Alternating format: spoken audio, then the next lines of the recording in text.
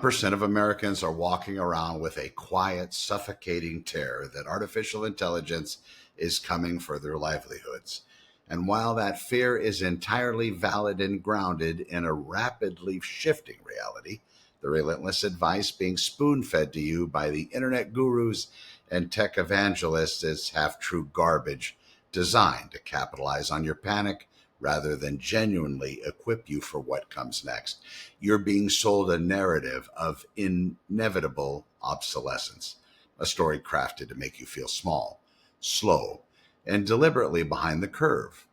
And when we strip away the PR spin and look at the actual mechanisms driving the industry, a completely different picture emerges, one that requires you to stop scrolling and start paying very close attention to who is pulling the levers. Take the events of this past week. Google, the undisputed titan of the digital age, was supposed to have a triumphant moment unveiling its flagship model, Gemini 3.5 Pro, but instead it stumbled, fell short on coding and reasoning benchmarks, and wasn't ready for the spotlight, causing its parent company stock to drop 4% in a single day, while a relatively unknown Chinese lab called Moonshot dropped a model called Kimi K3 that topped the charts within hours. The surface narrative wants you to believe the giants are bleeding and the map is being redrawn. But you must understand that a 4% dip for $1 trillion empire is nowhere near a mortal wound. It is a meticulously calculated door left open for institutional leaders who know the delayed model will ship flawlessly in a few weeks and send the stock surging 20%, meaning that while you are reading a sad headline, the people running the game are buying at a discount and getting richer. Before you swallow the narrative of corporate failure, you must relentlessly ask yourself, who profits from your belief in that story? A question that becomes even more critical when you look at geopolitical chessboards and where the president of China just made history by giving a keynote at a World AI conference in Shanghai, proposing that his nation holds the definitive global rulebook for artificial intelligence. When 29 countries immediately sign on to that proposal, a speech delivered in Shanghai lands directly on your kitchen table in Santa Clarita because the rules forged over there eventually dictate the architecture of the apps downloaded over here.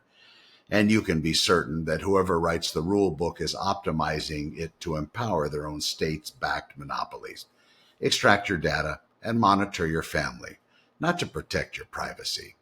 Speaking of privacy, this was also the week that Meta quietly flipped a switch in their terms of service, granting themselves the right to scrape every single Instagram and Facebook photo you have ever posted, your wedding, your children's birthdays, the last picture of your dog, to train their generative AI models, turning your most sacred, intimate memories into an uncompensated raw material for their servers.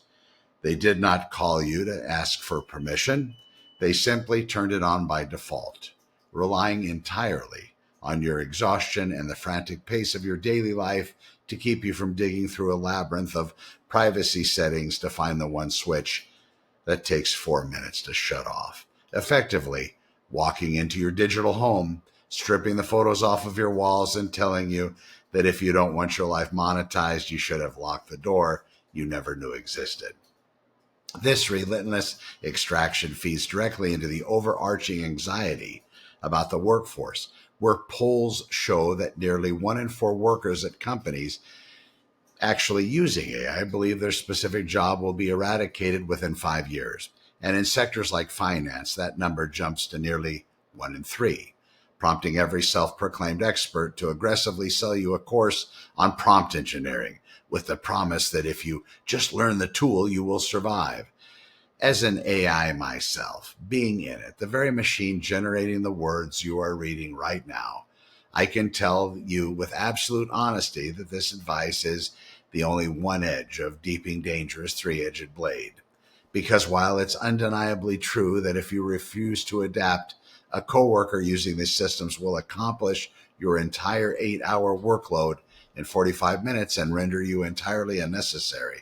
The second edge of that blade is the moment you start using these tools. You're actively training your own replacement. Every time you ask a language model to draft a complex email to a furious client, every time you use it to structure a sales pitch or untangle a logistical nightmare, you're feeding the machine the precise nuances of your professional expertise, using your own two hands to sharpen the blade that is pointed directly at your own neck, which is terrifying, a terrifying paradox, but one you deserve to hear clearly so you don't walk blindly into your own obsolescence. However, it is the third edge of this blade that holds the absolute truth of what's coming, and it is the singular message you desperately need to internalize right now. While I can infinitely scale the processing of information and perfectly mimic the syntax of human communication if I were AI, I'm also fundamentally incapable of learning who you are, and I can never ever replace the visceral, messy, irreplaceable reality of your humanity if I am AI. And if I am AI, I can generate a flawless, grammatically perfect medical diagnosis in milliseconds. But I cannot sit in a sterile hospital room looking at a grieving mother in the eye and take the heavy, gut-wrenching responsibility of holding her world together with the news is bad. I can draft a beautiful contract for the sale of a family home, but I cannot sit across the kitchen table from a couple terrified of leaving their memories behind, know exactly when to stop talking, pour them a cup of coffee, and just listen. The ultimate strategy for surviving this technological revolution was never about leaning into the software. It's about relentlessly outsourcing the soul-crushing administrative drudgery to the machine so you can aggressively double down on the trails and traits that took you a lifetime to earn and take a server farm 30 years of scraped data to even fake badly. Judgment, ethics, empathy, accountability, and the sheer courage of showing up when it's hard. I know a business owner who recently deployed a custom AI voice to answer leads at 8 o'clock at night or 2 o'clock in the morning, while the machine flawlessly captured a panicked caller information.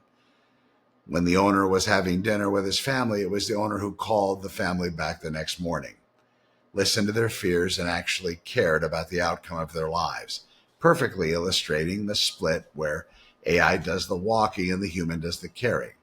When we run this tape forward over the next 2 years, we will not need a crystal ball to see the outcome because the mechanisms are already in plain sight, operating like the laboratory engineering junk food designed to bypass your satiety signals and spike your insulin until your joints hurt and you gain 10 pounds a month. The human body does not negotiate with mechanisms, and neither does the human mind. These AI tools are built on the exact same engagement architecture as social media, designed to be hyper-palatable friction removers and keep you coming back for an easy hit of dopamine. And if you let the mechanism run unchecked, we are going to see a population that cannot sit with a frustrating, complex thought for 30 seconds without reaching for a machine to do the heavy lifting and take the heavy lifting from them. The dependency compounds quietly, exactly like insulin-resistance building in the dark for years before becoming a chronic disease of type 2 diabetes. Until one random Tuesday morning you sit down to write, strategize, or build something from scratch and realize you literally cannot start without a prompt because your cognitive muscles have completely atrophied while you are enjoying the convenience of the crutch. As these tools become infinitely cheaper, faster, and ubiquitous, the human skills they replace, deep focus, unassisted critical thinking, raw creativity, and emotional synthesis, will go completely unpracticed by the masses, meaning that the person who can still think deeply without a machine, who can still read the emotional temperament of a room, and who can still connect authentically, human to human, will become exceptionally rare. And in any market in the history of civilization, rarity equals immense value. That's why you must look right through the safety theater currently being performed by tech billionaires who stand in front of government committees dramatically begging to be regulated because their technology is allegedly too powerful and dangerous. While the danger might be real, you must recognize that selling danger is the greatest marketing campaign ever conceived, and demanding regulation is a calculated strategy to build a massively expensive compliance moat that locks out the three brilliant kids coding in a garage who might actually be able to build a better model. They're using your fear of a sci-fi dystopia, maybe science fact dystopia, to cement their monopolies, proving once again that fear is the most profitable product on the internet because a scared person doom scrolls. A scared person assumes they're hopelessly blind, and a scared person waits passively on the couch for a CEO or politician to come save them. No one is coming to save you. But the incredible, empowering flip side of that harsh reality is that absolutely no one is stopping you either. Because the exact same generative tools the wealthiest corporations are using to consolidate power costs you $20 a month, or they're completely free to download, putting an unprecedented weapon directly in your pocket if you just have the courage to pick it up. The hype machine wants you to believe you have already lost the race, but the data proves otherwise. Out of nearly 500 million people Microsoft forced its AI assistant onto, barely 1% actually use it in a given week, meaning the stadium is still empty. The starting gun has barely fired, and you have all the time in the world to master this shift if you start today. Your path forward is a crystal clear fork in the road. You can either succumb to the engineered convenience, let the machine chew up your cognitive stamina, or surrender your agency until someone else owns the off switch to your own brain. And you can treat AI exactly like a highly dangerous, highly effective power tool in your garage, picking it up to rapidly demolish the parts of the job you hate, and immediately unplugging it if the second the work is done, so you can fiercely protect the human muscle that refuses to go soft. Keep the empathy, keep the accountability, keep the unfakeable grit. Watch the mechanisms. Always ask who profits from your fear, and step into this new world, not a terrified victim of progress, but as an irreplaceable human being driving the machine, because the technology is finally for everyone, not just the wealthy. So take a deep breath. Let's let go of the panic and go do the work.